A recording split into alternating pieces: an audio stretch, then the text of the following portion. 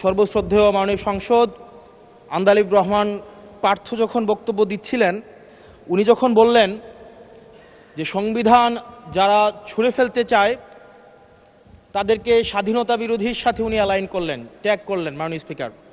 এবং তখন ট্রেজারি বেঞ্চের সম্মানিত মাননীয় মন্ত্রী যারা ছিলেন তারা সেটাকে টেবিল চাপড়িয়ে সেটাকে সমর্থন দিলেন। মাননীয় স্পিকার, গণতন্ত্রের জন্য যিনি আপোষহীন লড়াই করে গিয়েছেন বেগম জিয়া, উনি বলেছিলেন যেদিন জনতার সরকার প্রতিষ্ঠিত হবে, যেদিন এই পার্লামেন্ট জনতার সরকারের কাছে যাবে, এদিন এই সংবিধানকে ছুঁড়ে ফেলা হবে। ট্রেজারি বেঞ্চের যে মন্ত্রীরা ছিলেন তারা দীর্ঘদিন, তাদের সারা জীবন তারা বেগম জিয়ার সাথে রাজনীতি করেছেন।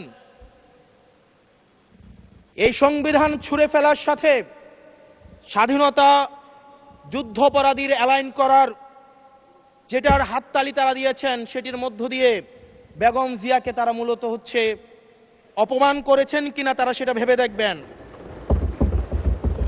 মাননীয় স্পিকার,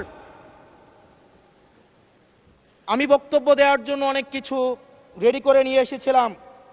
আমরা আইনমন্ত্রী বলেছেন রুশু পড়ার জন্য, তারপরে হবস পড়ার জন্য, মদিনা সনদ পড়ার জন্য পড়েছিলাম, কিন্তু আন্দালিব রহমান পার্থ সাহেব যে বক্তব্য দিয়েছেন, আমরা ক্লাস 8-9-এ যে ডিবেট করতাম সেটি রিভার্টাল দিলে 20 মিনিট সময় লাগবে। মাননীয় স্পিকার, আমি ওনার বক্তব্যের রিভার্টাল দিচ্ছি। উনি বলেছেন যে আমি কোট করছি, উনি বলেছেন ৭২-এর সংবিধানের কিছু কিছু বিষয়কে ওনারা সম্মান দিয়েছেন। তার মানে কিছু কিছু বিষয়কে ওনারা সম্মান দেয় নাই। তার মানে এই অভ্যুত্থানের পরে এই সংবিধানের কিছু অংশ ওনারা মেনেছেন, কিছু অংশ ওনারা মানেন নাই। ওনারা কেবল ওই অংশটাই মেনেছেন যে অংশটা ওনাদের পক্ষে গিয়েছে, যে অংশটা ওনাদের বিপক্ষে গিয়েছে এই অংশটা ওনারা মানেন নাই। মাননীয় স্পিকার, এই ধরনের প্রকৃতি সম্পন্ন যারা আছে বাংলাদেশের পার্লামেন্ট যারা দেখছেন তারা সিদ্ধান্ত নেবেন, যারা কখনো কখনো কনফর্মিস্ট, যারা কখনো কখনো রিফর্মিস্ট, তারা মূলত অপরচুনিস্ট। এখন আমি সংবিধানের কিছু কিছু ধারা মানব, কিছু কিছু ধারা মানব না। আমি কখনো কখনো সাংবিধানিক, কখনো কখনো আমি অসাংবিধানিক। মাননীয় স্পিকার, যখন ডক্ট্রিন অফ নেসেসিটির প্রশ্ন আসে, মাননীয় স্পিকার, এই এক্সিস্টিং সংবিধান অনুযায়ী যখন 7A এবং 7B বলবৎ থাকে, সেই জায়গা থেকে আইনজ্ঞরা, মাননীয় স্বরাষ্ট্রমন্ত্রী উনি থাকলে ভালো হতো।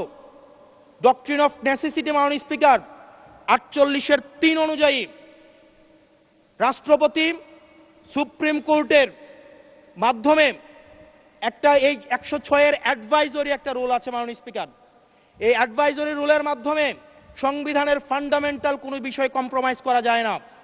মাননীয় স্পিকার, যদি আমি এই সংবিধান মানি তাহলে এই অন্তর্বর্তীকালীন সরকারের বৈধতা প্রশ্নবিদ্ধ হয়।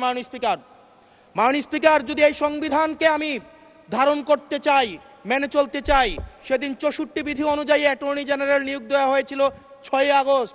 মাননীয় স্পিকার, এই সংসদে প্রশ্ন রাখতে চাই, তৎকালীন বর্তমান রাষ্ট্রপতি চুপ্পু, তখন বলা হয়েছে অ্যাটর্নি জেনারেল নিয়োগ দেওয়ার ক্ষেত্রে প্রধানমন্ত্রীর সাথে আলোচনা করতে হবে। সেদিন কোন প্রধানমন্ত্রীর সাথে আলোচনা করা হয়েছিল সেটা আমাদেরকে অ্যাটর্নি জেনারেল জানাবেন। আমাদেরকে অ্যাটর্নি জেনারেল জানাবেন যেই হিয়ারিংটা হয়েছিল এই হিয়ারিংয়ে উনি উপস্থিত ছিলেন কিনা।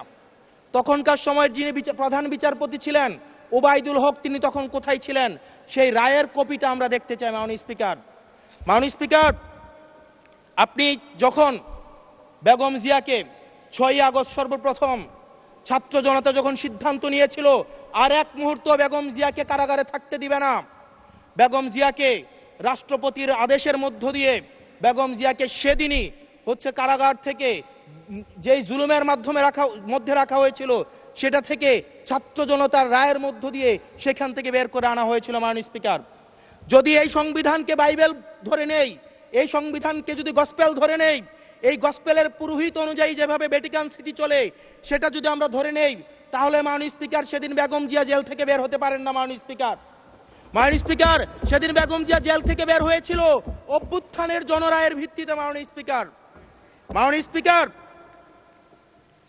আপনারা বলছেন আপনারা ঠিক সেই জায়গায় আপনারা সংবিধানকে আপনারা মানছেন যেই জায়গায় সংবিধান থেকে আপনারা বেনিফিটেড হবেন। মাননীয় স্পিকার, গ্রামের ভাষায় কথা আছে, বলতে চাই না, যে গাং পার হইলে মাঝি কোন দুলা ভাই। ছাত্ররা, আপনাদের নেতা কর্মীরা গত 17 বছর ধান খেতে ঘুমাইতে হয়েছে, ত্যাগ তিতিক্ষার মধ্য দিয়ে যেতে হয়েছে।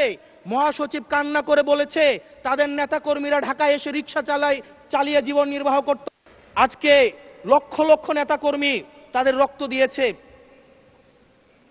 ফ্যাসিবাদ বিরোধী প্রত্যেকটি রাজনৈতিক দল, কোন রাজনৈতিক দলকে বিশেষভাবে আমি আলাদা করতে চাই না, ফ্যাসিবাদ বিরোধী প্রত্যেকটি রাজনৈতিক দলের রক্ত, শ্রম, ঘামের মধ্য দিয়ে এই হাসিনার পতন হয়েছে। এই হাসিনার পতনের পরে যখন জনরায়, মাননীয় স্পিকার, যখন জনরায় কখনো কেতাবের কাছে মাথা নত করে না। এটা ভ্যাটিকান সিটি নয় যে গসপেল অনুযায়ী হচ্ছে দেশ পরিচালিত হবে। 68% জনগণ তারা সিদ্ধান্ত জানিয়ে দিয়েছে এই সংবিধানের যেই বেসিক স্ট্রাকচারাল জায়গায় কোন জায়গাগুলোতে রিফরমেশন আনতে হবে। মাননীয় স্পিকার, আন্দালিব রহমান পার্থ সাহেব বলেছেন যে অর্ডারে নাকি হচ্ছে সংবিধান সংস্কার পরিষদের গঠনটা নাই।